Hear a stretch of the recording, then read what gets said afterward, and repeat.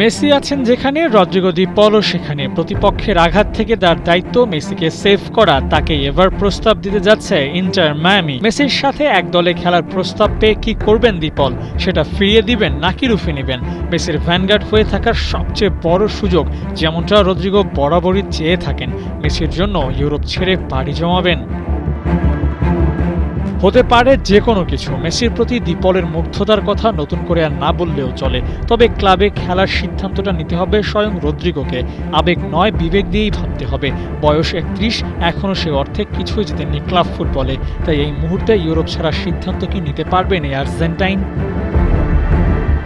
Decision নিতেই পারেন লা লিগায় না খেলার। ওই পাশে তো মেসি আছেন, তার সাথেই না হয় খেলবেন মেজর লিগ সকার। দারুণ প্রতিযোগিতামূলক খেলা হয় সেখানে। বিশেষ করে মেসি যাওয়ার পর বদলে গেছে লিগটার হাল হকিকত। লুইস সুয়ারেজ, জর্দি আলবা, বুস্কেটসদের মতো তারকা আছে সেখানে। কোয়ালিটি ফুটবলের অভাব হবে না নিশ্চয়ই, কিন্তু একটা ট্যাবু তো লেগেই আছে। এত অল্প বয়সে ইউরোপ ছেড়ে যাবেন?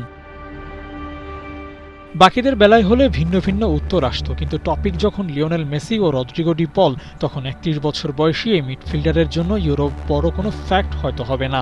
এলএম10-এর জন্য বিশ্বকাপ জেতার মতো পণ করেছিলেন যারা, তাদের মধ্যে সবার সামনে ছিলেন রদ্রিগো। সেই মেসির জন্য ইউরোপকে কনসিডার তো করাই যায়। কি ভাবছেন রদ্রিগো, মেসি নাকি ইউরোপ? তার জন্য কোথায় যাওয়া সহজ?